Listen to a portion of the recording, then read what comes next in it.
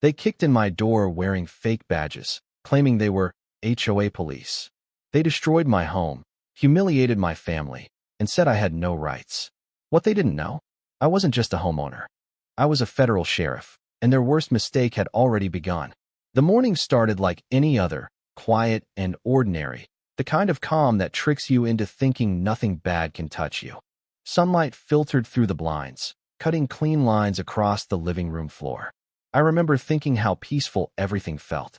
My coffee was still steaming in the mug, and the house smelled faintly of toast.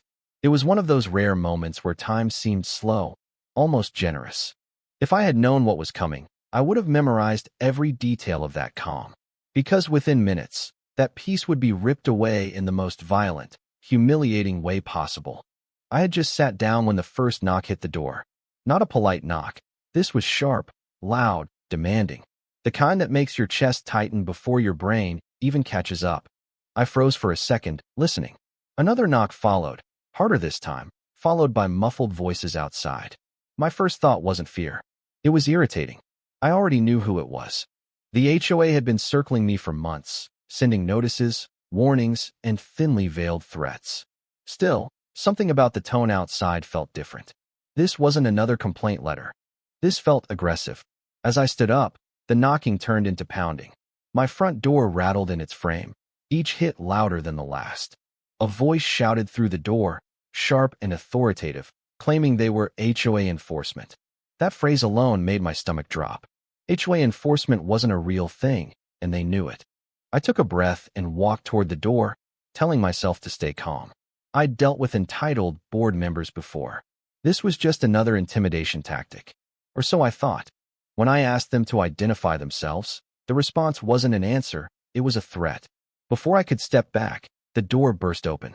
The force was so sudden it felt unreal, like a scene from a movie playing out in my own living room. The lock snapped, wood splintered, and men flooded into my home without hesitation. They wore dark uniforms, fake badges glinting on their chests, cameras mounted on their shoulders. One of them immediately started shouting orders, telling me to step aside, telling me I was in violation, telling me I had no choice. My heart pounded, but my face stayed still. Training has a way of kicking in when chaos erupts. They moved with confidence, too much confidence for people who had no real authority. One of them shoved past me, scanning my home like it already belonged to him. Another pointed a camera straight at my face, narrating the situation as if I were some criminal caught in the act. They spoke loudly, deliberately, making sure anyone nearby could hear. They wanted witnesses. They wanted humiliation. I realized then this wasn't about HOA rules or violations. This was a performance, and I was meant to be the example. My family came rushing in, confused, frightened by the noise. That's when the fake officers changed tactics. Their voices grew harsher, colder. They ordered my family to stay quiet, threatened fines, even arrest. One of them smirked as he said it, enjoying the fear in the room. I felt anger surge, hot and immediate, but I forced it down. Reacting emotionally was exactly what they wanted. I could already see how this would play out if I gave them that satisfaction. Instead, I stayed silent, watching, listening, cataloging every word they said. As they spread through my home, I noticed details that didn't add up. The badges were cheap, the wording wrong. Their radios crackled with stage chatter that felt rehearsed. They threw around legal terms incorrectly, hoping intimidation would cover their ignorance. Still, to anyone watching, they looked official enough. And that was the danger. Power doesn't need to be real to be effective. It just needs to look convincing. That's how people like this operate. They count on fear, confusion, and compliance. One of them announced they were conducting an HOA compliance raid. I almost laughed at the absurdity of it, but the situation was too serious. They claimed emergency authority, said complaints had been filed, said they had the right to seize property. Each lie stacked on the last, growing bolder as no one stopped them. I could see the confidence building in their posture, the way bullies straighten up when they think they're winning. They had no idea how far they were overstepping. And more importantly, they had no idea who they were dealing with. I glanced at the broken door, then at my family, then back at the men tearing through my house. The calm morning felt like a lifetime ago. This wasn't just harassment anymore. This was a crime unfolding in real time. And while they thought they had complete control of the situation, I knew something they didn't. I knew patience would be my greatest weapon here. The longer they acted, the deeper they dug themselves. Every threat, every command, every second on camera was evidence. They thought this was their moment of power. In reality, it was the beginning of their downfall. As the lead fake officer turned back toward me, demanding my identification, I met his eyes and nodded slowly. Inside, everything had shifted. The situation was no longer about my home or the HOA. It was about letting these people expose themselves completely. I handed them exactly what they wanted: compliance, silence, and time. Because sometimes the smartest move isn't to fight back immediately. Sometimes you let your enemy believe they're in control, right up until the moment reality crashes down on them.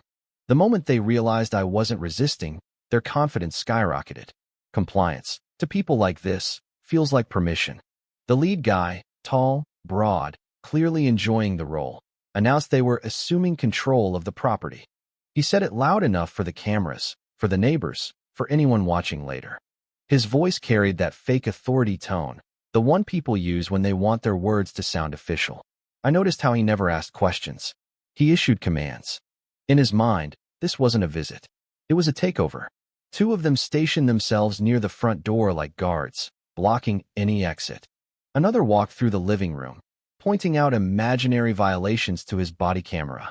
Unsafe furniture placement, he said, gesturing vaguely. Unauthorized electronics. The words meant nothing, but they said them with conviction. I watched closely, memorizing faces, movements, the way they interacted with each other. They weren't professionals. They were pretending to be, and pretending gave them a sense of power they'd probably never had before. One of them turned to my family and told them to sit down and stay quiet. When my family questioned who they were, the response was immediate and aggressive. Interfering with HOA enforcement is a chargeable offense, he snapped. Completely made up. But fear doesn't care about legality. I saw it in my family's eyes, the confusion, the disbelief, the instinct to comply just to make it stop. That was the hardest part.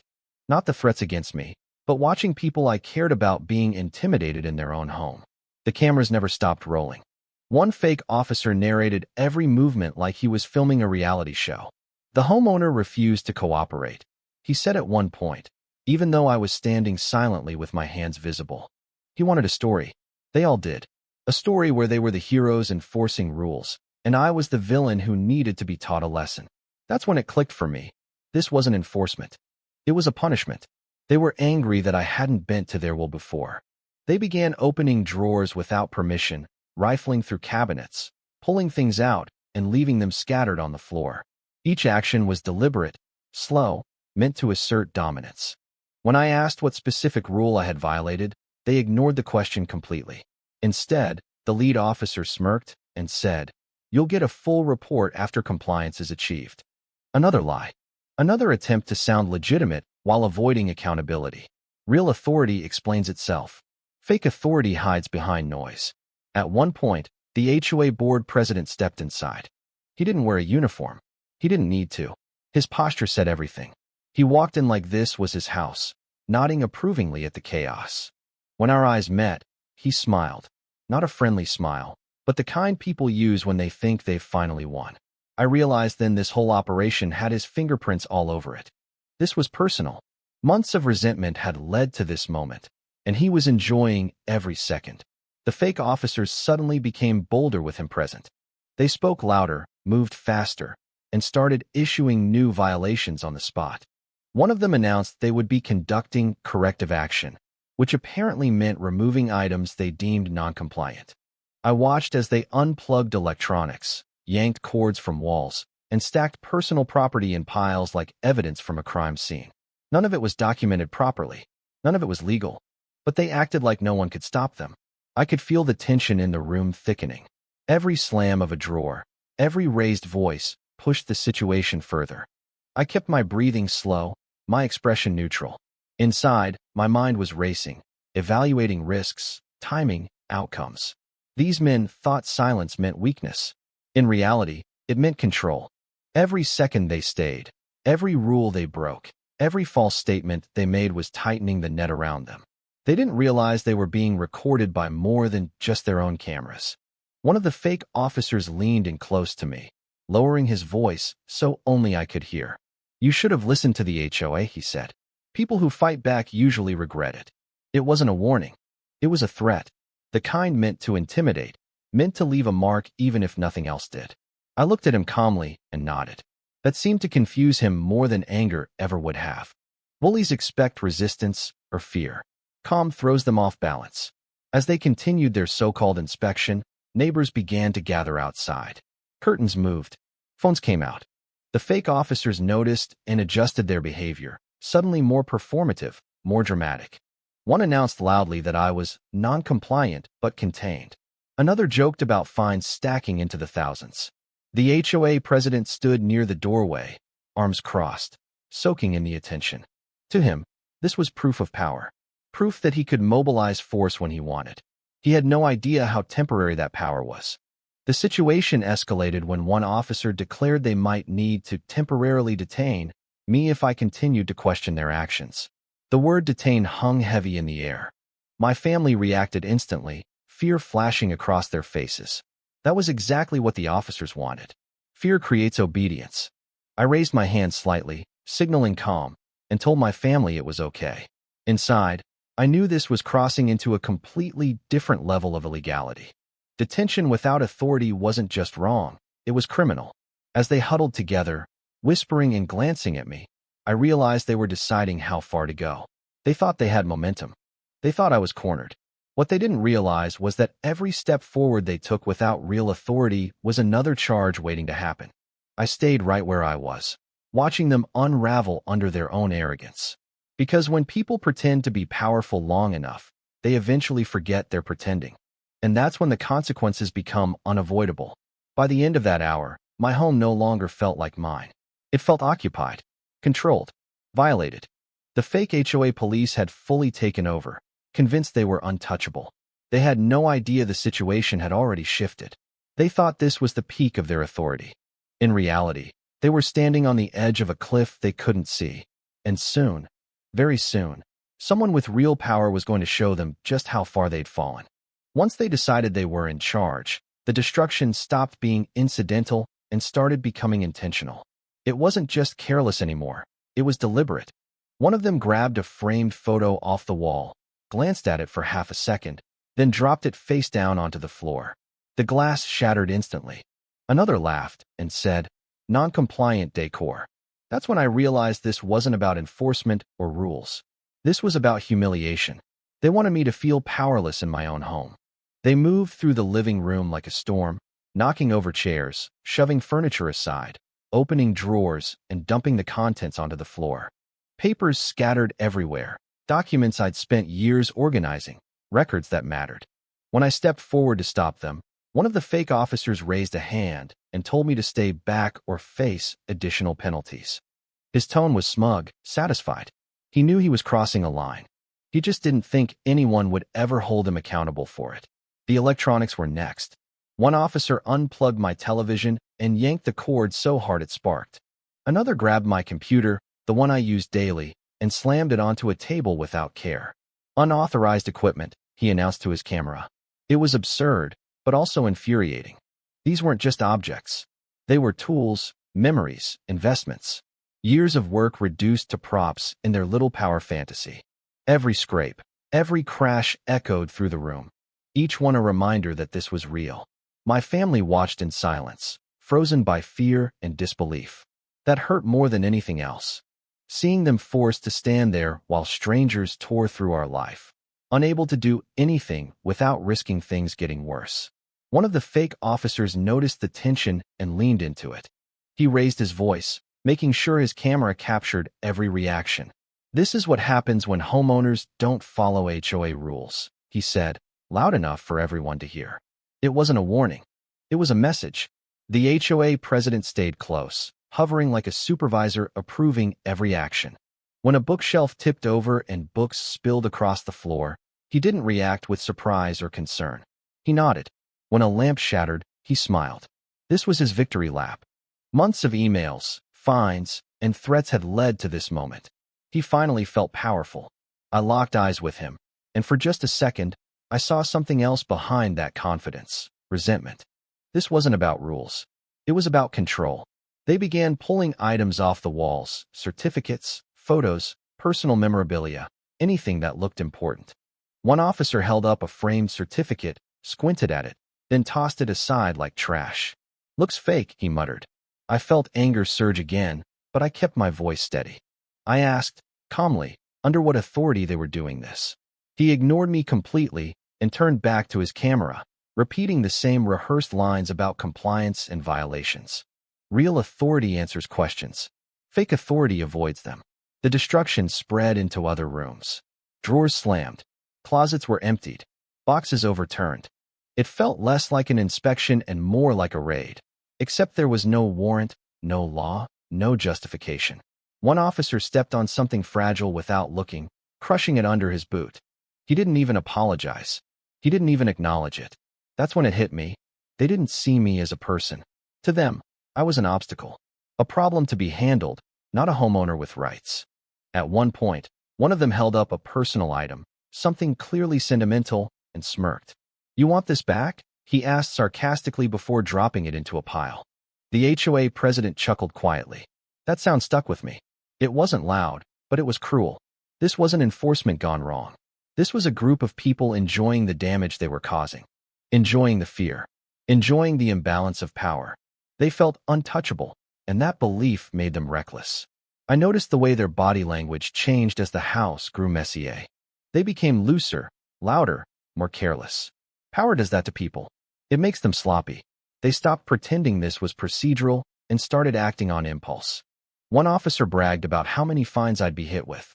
Another joked about how long it would take to clean this mess up. None of it was recorded properly. None of it followed any real process. They were exposing themselves with every move. When I finally spoke again, my voice was calm but firm.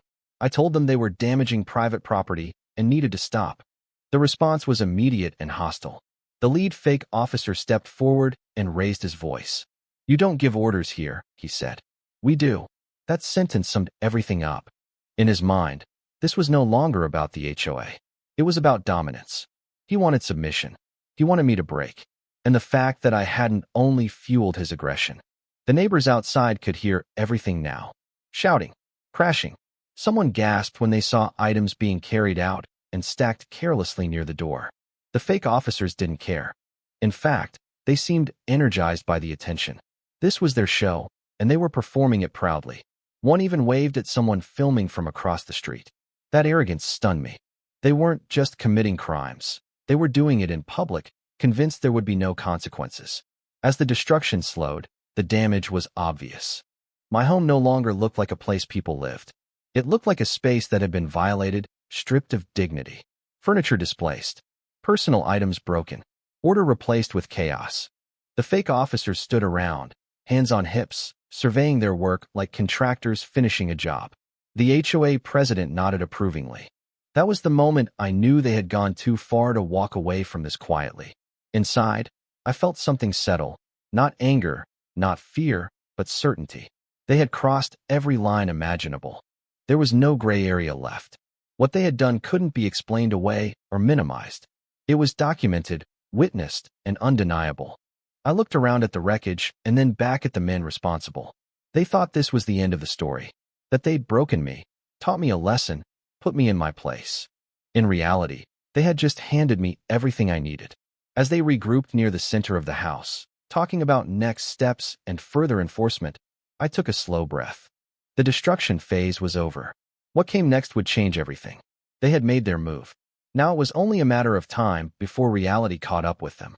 And when it did, the fallout would be far worse than anything they'd just done to my home. What was happening in my house didn't start that morning. It didn't even start that month. This was the result of a long, ugly pattern that had been building for years. The HOA in our neighborhood had a reputation one person whispered about, but rarely challenged. They weren't interested in community or maintenance. They were obsessed with control. Every rule was enforced selectively, depending on who they liked and who they didn't. And from the moment I questioned one of their decisions, I was placed firmly on their list. It began with small things. A warning letter about my lawn being half an inch too high. A fine for trash cans being visible for too long. even though half the street did the same thing. When I pointed this out, they ignored me. When I appealed, they delayed. When I asked for documentation, they sent threats. The pattern was always the same: pressure, silence, then escalation. They counted on people giving up. Most did. That's how the HOA learned it could get away with almost anything. Board meetings weren't discussions. They were performances. The same few people talked, interrupted, dismissed concerns, and voted unanimously no matter what residents said. Questions were labeled disruptive. Disagreements were called hostile behavior. I watched neighbors get fined into submission, some even forced to sell just to escape the constant harassment. The HOA president thrived in that environment. He spoke like a ruler, not a representative. Every sentence dripped with entitlement, like the neighborhood was his personal kingdom. When my turn came to be targeted, it escalated faster than I expected. Notices piled up weekly. Each one contradicted the last. I fixed one supposed violation only to be cited for something new the next day. It became clear this wasn't about compliance. It was about wearing me down. They wanted obedience, not resolution. And the more calmly I pushed back, the more aggressive they became. Calm resistance frustrated them more than open anger ever could. I tried handling it the right way. I requested records. I asked for written explanations. I sent certified letters. Every attempt at transparency was met with hostility. Emails went unanswered.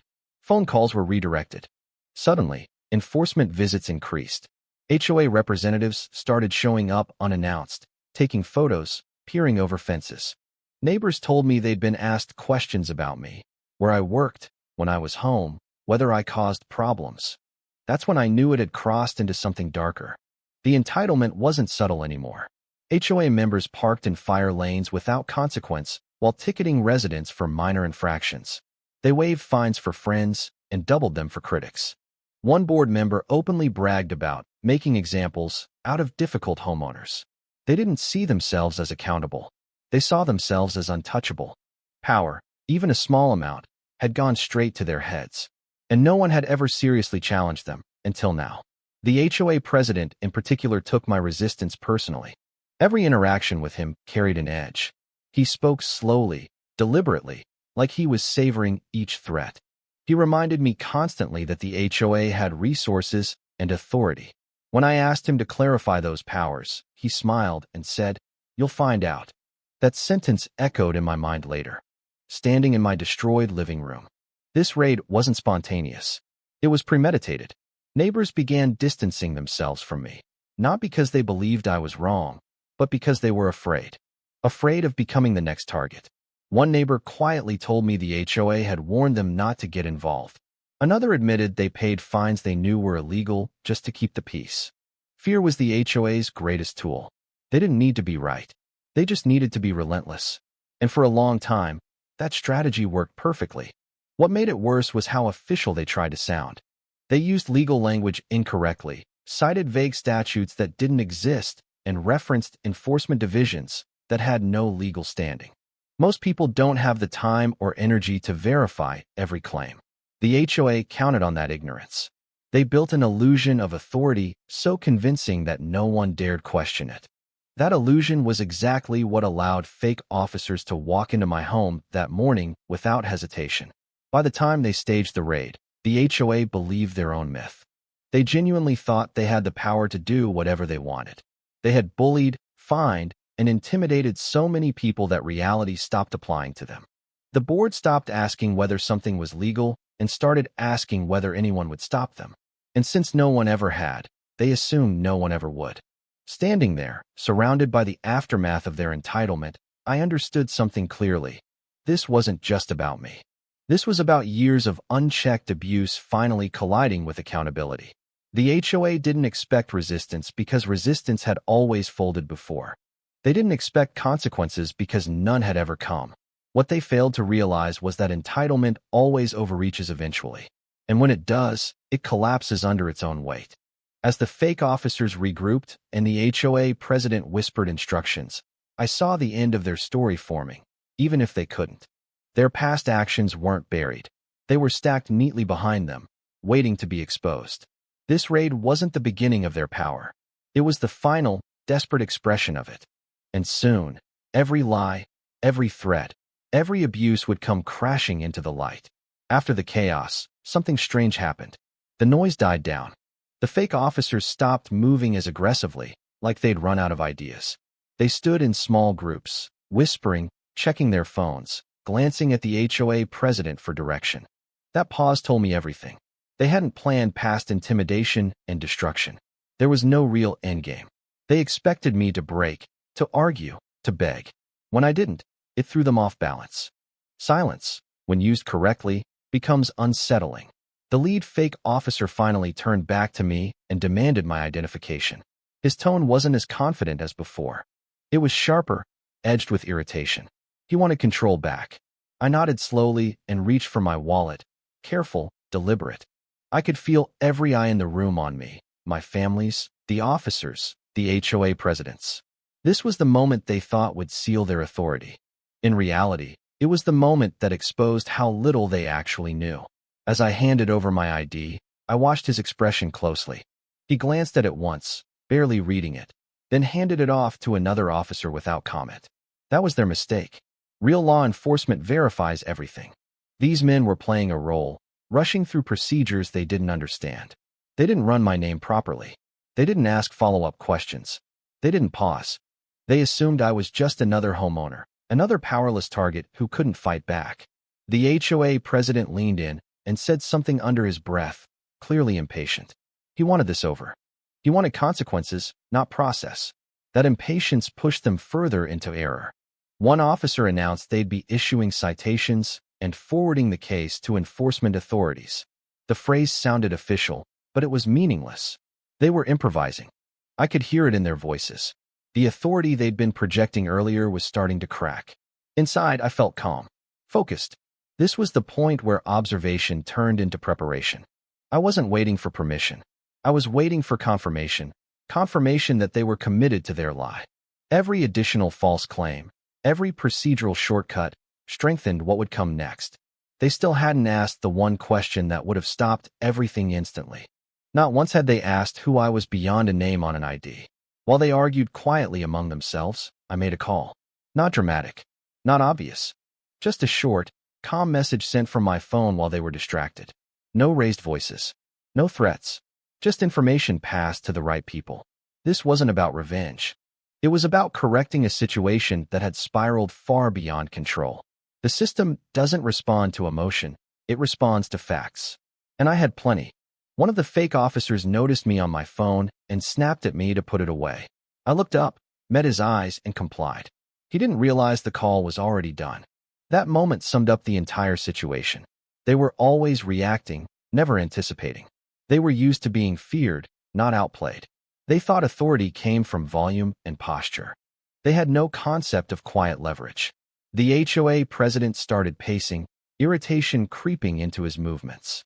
He whispered sharply at the lead officer, pointing at me, then toward the door. I could tell he wanted escalation, detainment, removal, something final.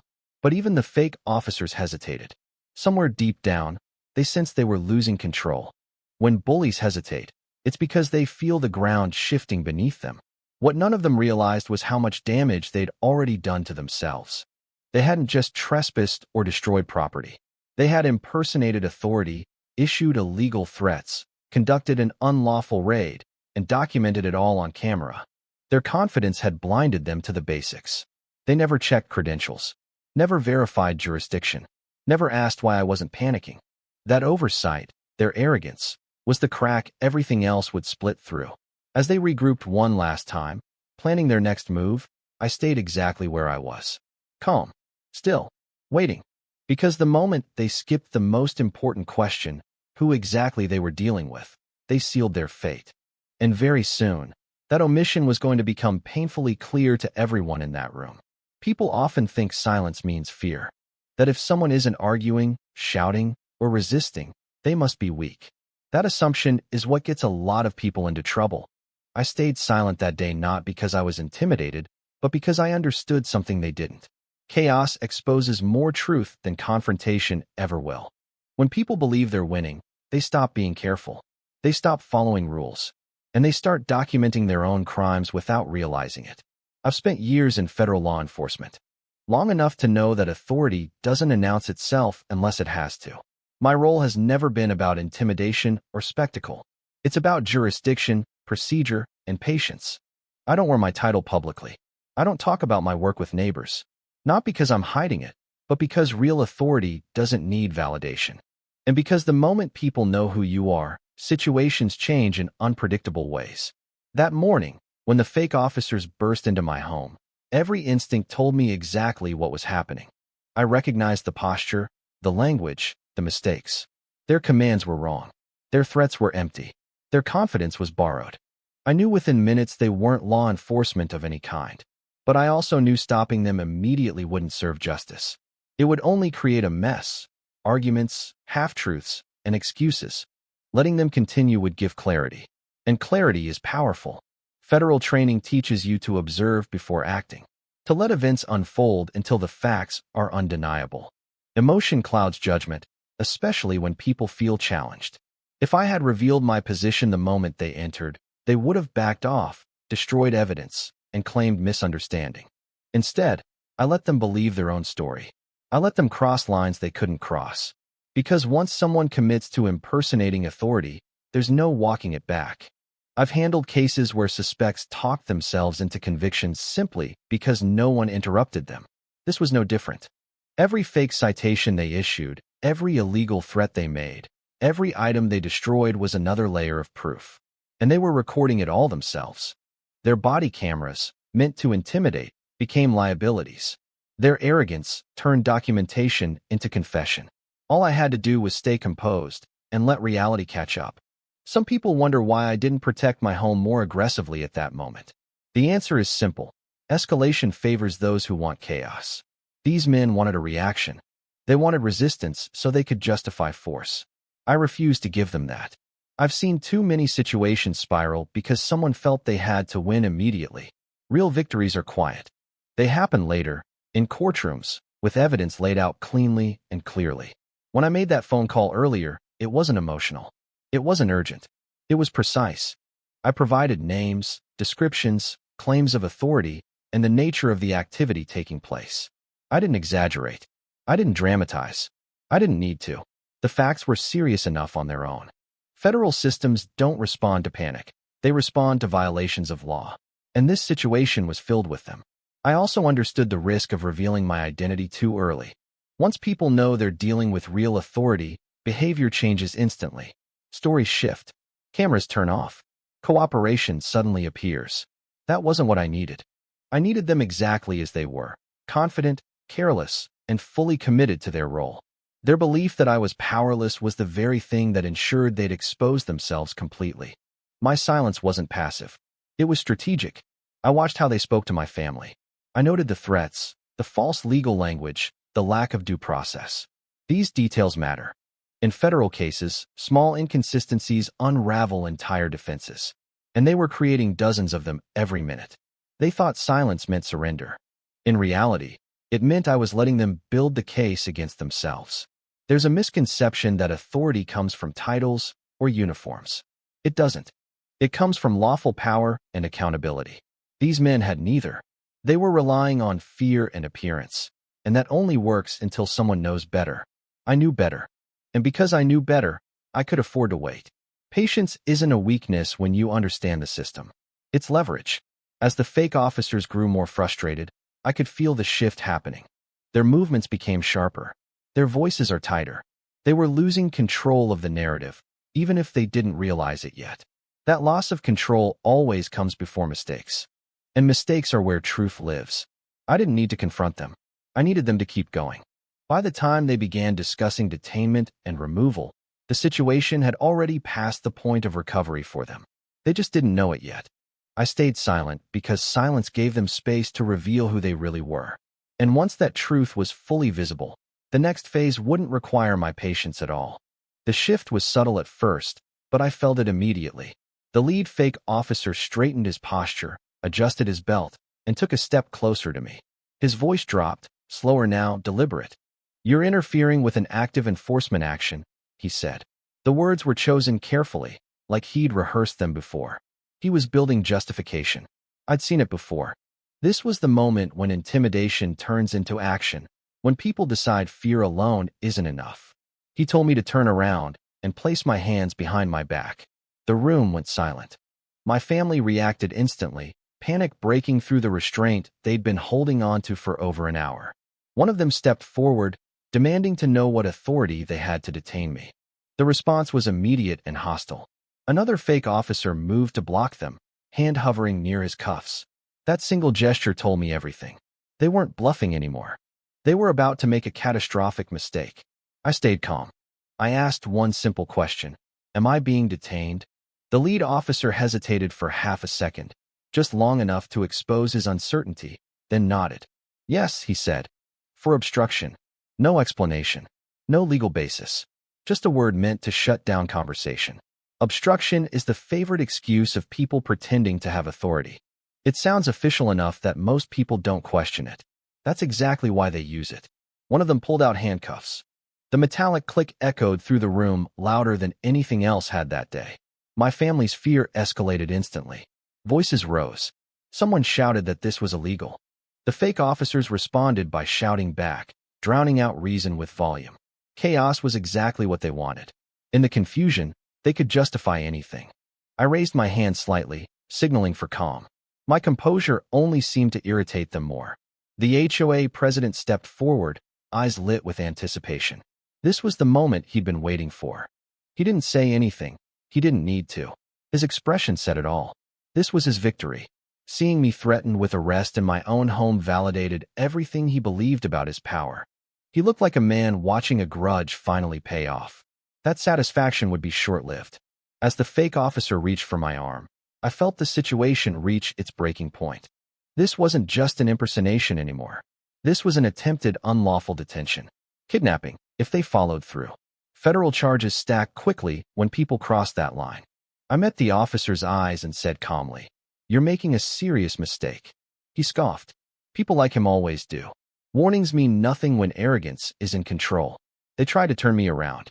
That's when my family completely lost patience. Fear turned into anger. Voices overlapped. Someone demanded badge numbers. Another demanded names. The fake officers responded by barking orders, threatening everyone in the room with arrest. The lead officer shouted that anyone interfering would be taken too. It was spiraling fast. This was no longer about enforcement. It was about maintaining dominance at any cost. I could see doubt flicker across a few faces. Not all of them were equally confident. One officer looked at the door, then at the windows, then back at the lead guy. He was realizing how bad this had gotten. But peer pressure is powerful. No one wants to be the first to back down. Especially not when cameras are rolling and egos are on the line. So they pushed forward, doubling down instead of stopping. The handcuffs hovered inches from my wrists. That moment stretched longer than it should have. Time slows down when everything is about to collapse. I thought about how many charges this would add, how many lines they'd crossed already, how none of this could be undone. They thought they were asserting control.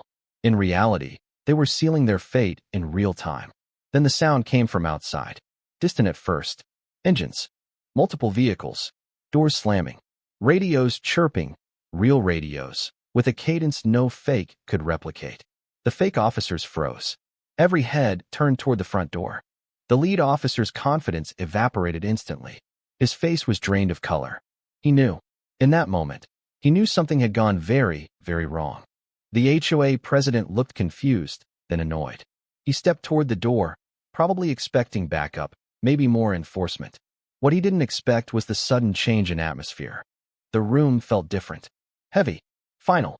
The fake officers lowered their voices, some stepping back, others fumbling with their equipment. Authority had just entered the equation, and this time, it was real. The handcuffs disappeared back onto the officer's belt like they'd never been there. No one said a word. They didn't need to. The power dynamic had flipped so fast it left them stunned. Moments earlier, they'd been on the verge of dragging me out of my own home.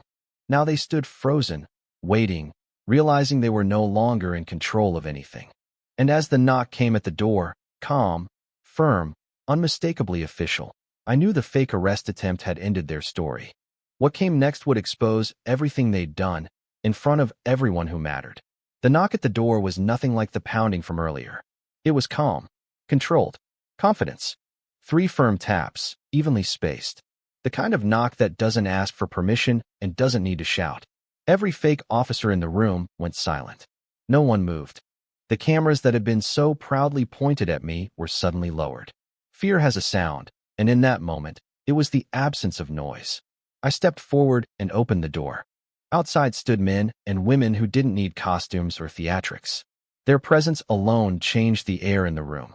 Real uniforms, real badges, calm eyes that scanned everything instantly. The broken door, the scattered property, the fake officers frozen inside. One of them asked, evenly, "Who's in charge here?" No one answered. The silence was louder than any confession. The fake officers tried to recover. The lead one stepped forward, clearing his throat, and began explaining that they were conducting an HOA enforcement action. He spoke quickly now, stumbling over his words, suddenly unsure of the language he'd been so confident using before. The real officers didn't interrupt him. They let him talk. That's when I knew it was over. When real authority lets you speak freely, it's because they already know the truth. Badge numbers were requested. Jurisdiction was questioned. The fake officers fumbled. Radios crackled uselessly. One of them tried to laugh it off, calling it a misunderstanding. Another claimed they were authorized contractors. Every explanation contradicted the last.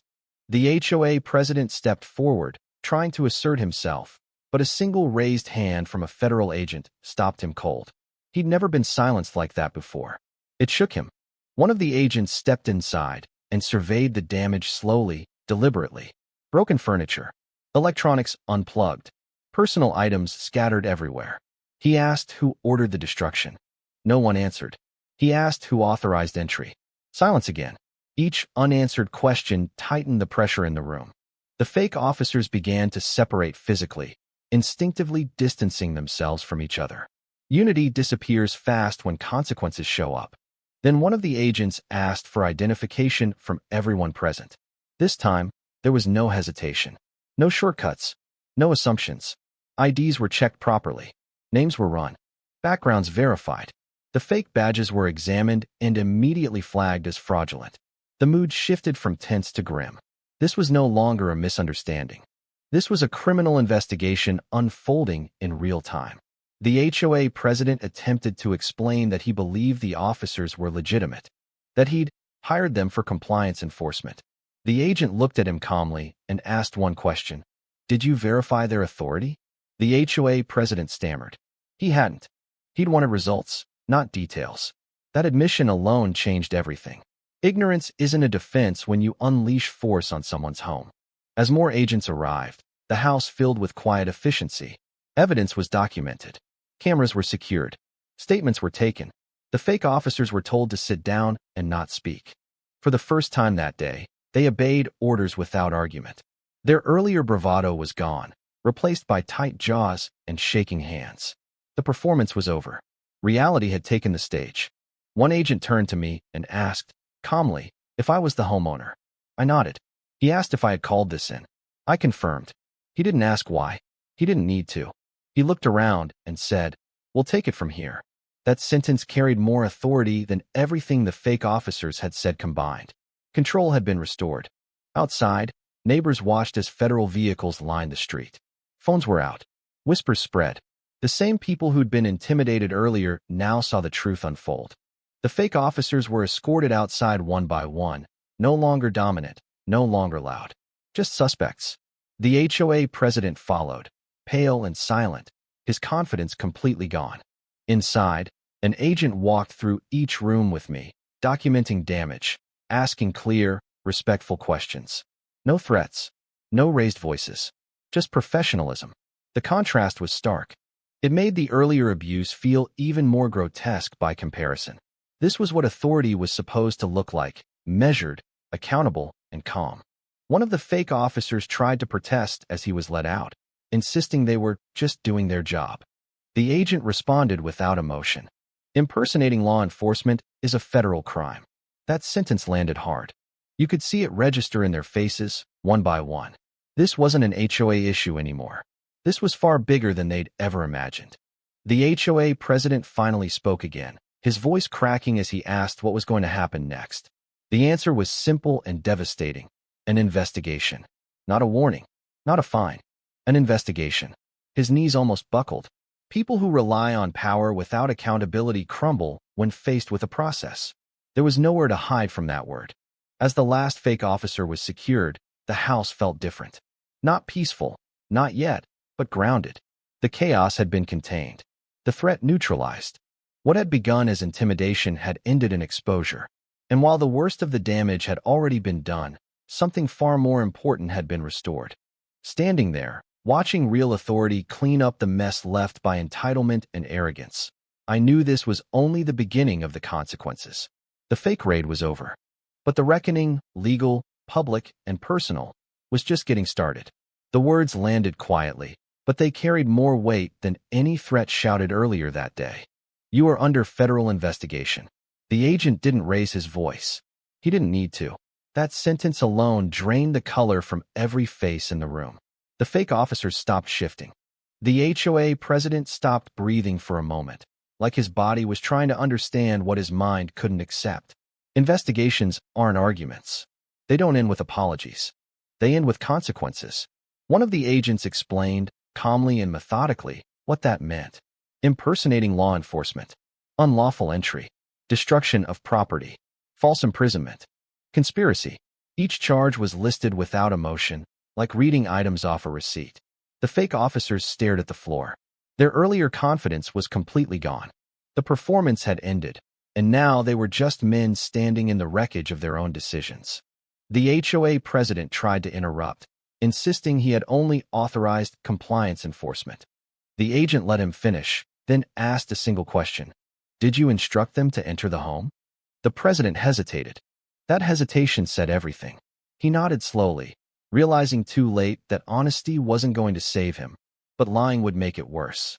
The agent thanked him for his answer and wrote it down. That simple motion sealed his fate. Outside, neighbors gathered closer, watching silently as the reality of the situation unfolded. The same HOA that had terrified them for years was now being dismantled in public view. Phones recorded everything. Whispers spread. You could feel the collective shift, fear turning into relief, disbelief turning into validation. This wasn't just my home being addressed anymore. This was a community watching accountability happen for the first time. One of the fake officers asked if they were being arrested. The agent responded that they were being detained pending investigation and possible charges. That distinction mattered. It meant this wasn't rushed. It meant the case would be built properly. Evidence would be reviewed. Statements would be cross-checked. Every action taken that morning would be examined under a microscope. That's the part people like this never consider. Not the arrest, but the scrutiny that follows. The HOA president's arrogance collapsed entirely. His voice shook as he asked if this could be handled internally. The agent looked at him and said, "Federal crimes aren't internal matters." That sentence crushed what little hope he had left. For years, he'd hidden behind bylaws and fines. Now those tools meant nothing. He was facing a system that didn't care who he thought he was. Agents began collecting the fake officers' body cameras. One of them protested, claiming the footage was private. The agent corrected him immediately. Anything recorded during the commission of a crime is evidence. That realization hit hard. The very cameras they'd used to intimidate me were now documenting their downfall. Every lie, every threat, every act of destruction had been preserved. They hadn't just committed crimes, they'd filmed them. Inside, an agent walked me through what would happen next. Reports would be filed, damage assessed, charges reviewed by federal prosecutors. This wouldn't be quick, and it wouldn't be quiet. These cases rarely are. Accountability takes time, but it's thorough. I nodded, understanding exactly how the process works. Justice isn't about spectacle. It's about precision. And this case had plenty of material. The fake officers were separated and questioned individually. Without their group confidence, they crumbled. Stories didn't match. Timelines conflicted. Each tried to minimize their role, pushing blame onto the others or onto the HOA president. That's how it always goes. Loyalty disappears the moment consequences arrive. The unity they displayed earlier was replaced by self-preservation. The HOA president was informed that his communications, emails, texts, payment records, would be reviewed. His face went pale. He asked if he needed a lawyer. The agent told him that would be wise. That single suggestion carried more weight than handcuffs ever could. People who abuse power never expect to need defense. They expect compliance. The shift from authority figure to potential defendant shattered him. As the investigation moved forward, neighbors began speaking up. One by one, they approached agents, sharing their own experiences with the HOA, threats, fines, harassment, intimidation. Years of silence broke all at once. What started as a single incident was becoming a pattern, and patterns are devastating in court. The HOA hadn't just overreached once. They'd built an empire on abuse. Standing there, I felt something I hadn't expected: relief. Not because my home had been damaged, but because the truth was finally visible. This wasn't my word against theirs anymore. It was documented, witnessed, recorded. The system was doing exactly what it was designed to do when given clear evidence. The agent told the HOA president he was not free to leave. That sentence dropped like a hammer. The man who had walked into my home with smug confidence was now standing under supervision, stripped of authority, stripped of illusion. He didn't argue. He didn't threaten. He just nodded, staring at the ground. Entitlement doesn't survive contact with accountability. As the sun began to set, the investigation was fully underway. Vehicles remained outside. Agents moved with quiet efficiency. The chaos of the morning had been replaced by order. And while this chapter wasn't over, not by a long shot, the outcome was no longer in doubt. The fake raid had ended. The investigation had begun. And from this point forward, every lie told that day would come back to claim its price. At first, the HOA president tried to maintain what little composure he had left. He stood with his arms crossed, jaw clenched, pretending this was still some kind of misunderstanding that could be smoothed over. But the confidence was gone. Every few seconds, his eyes darted toward the agents, toward the neighbors, toward the fake officers being questioned separately. He was realizing, minute by minute, that he was no longer in control of the situation or the narrative. When an agent asked him to sit down, he hesitated. That small pause spoke volumes. He wasn't used to being told what to do, especially not in public. Eventually, he obeyed, lowering himself onto a chair like it physically hurt to comply. His breathing was shallow now. The man who once issued fines without blinking was struggling to keep himself together. Power had always been his armor. Without it, he looked exposed and small. The questions started calmly. Who authorized the raid? How were the fake officers hired? What instructions were given? At first, he tried to deflect, claiming he trusted their credentials, that he thought everything was legal. But the agents didn't argue. They let him talk. And the more he talked, the worse it got. Contradictions piled up. Statements changed. He corrected himself mid-sentence more than once. Panic was breaking through the cracks. Then the evidence came out. Text messages, emails, payment records, instructions he'd sent outlining what he wanted done. His face drained as he realized they already had everything. This wasn't an interview. It was confirmation. His shoulders slumped. His voice dropped. The man who once spoke in threats was now barely audible. Entitlement doesn't prepare you for accountability. It leaves you defenseless when the illusion disappears. Neighbors watched quietly as the truth unraveled. Some looked shocked. Others looked vindicated. A few shook their heads, finally seeing what they'd suspected all along. Years of intimidation were collapsing into a single moment. When the HOA president noticed the crowd, something inside him snapped. He buried his face in his hands, muttering that this wasn't supposed to happen. That phrase echoed louder than any confession. He began bargaining, asking if this could be handled privately, suggesting resignations, promising cooperation. The agents listened politely, then continued with their questions. Bargaining only works when you still have leverage.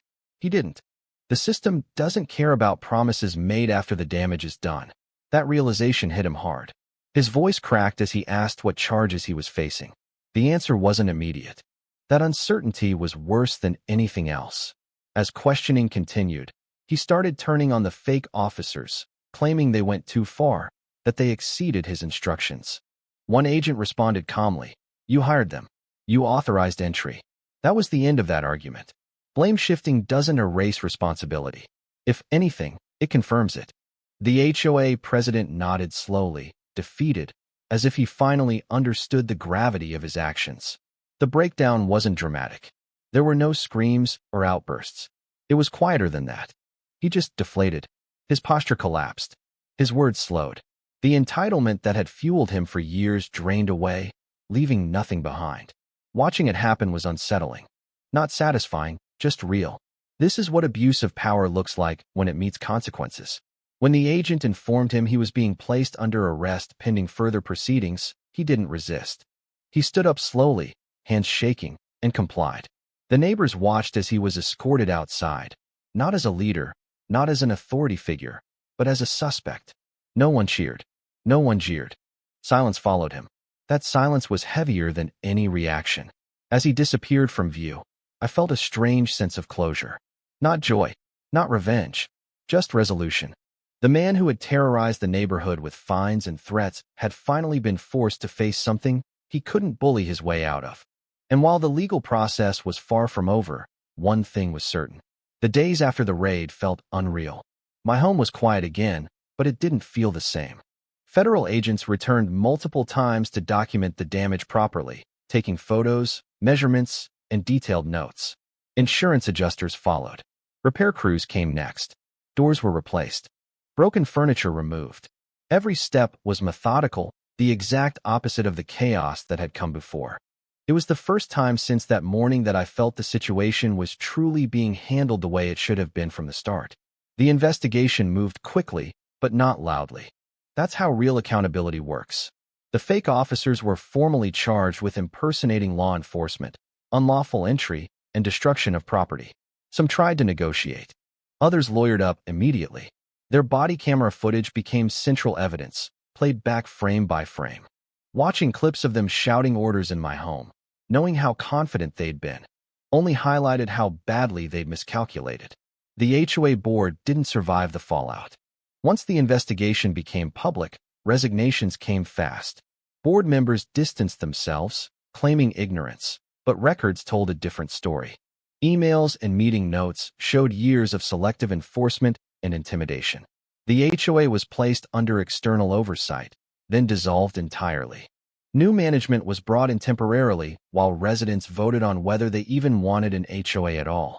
For many neighbors, this was the first time they'd felt like they had a voice. Compensation followed. It didn't erase what happened, but it mattered.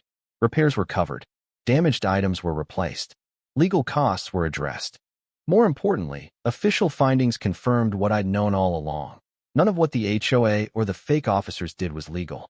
That validation wasn't just personal. It applied to everyone who'd been bullied into silence for years. People began speaking openly, sharing stories they'd been afraid to tell before. Neighbors who had once avoided eye contact now stopped to talk. Some apologized for staying quiet. Others thanked me, not because I'd planned to be some kind of symbol, but because standing firm had finally forced accountability. Fear had ruled the neighborhood for too long. Once it was broken, it didn't come back. That kind of shift is permanent. Life slowly returned to normal.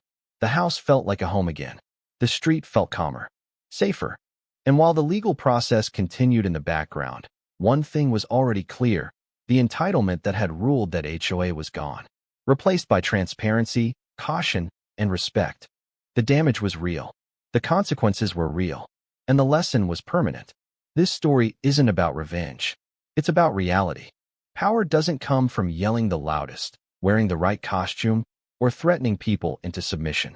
It comes from accountability, from knowing the limits of your authority and respecting them. The moment you start believing rules don't apply to you is the moment you start writing your own downfall. That morning wasn't an exception. It was the inevitable outcome of entitlement left unchecked for too long. To anyone who thinks they can hide behind titles, boards, or fake authority, understand this: intimidation only works until it meets someone who knows their rights. Fear is a tool, but it's a fragile one. It shatters the instant real authority enters the room. The HOA believed no one would ever stop them because no one had before. That belief didn't make them powerful. It made them reckless.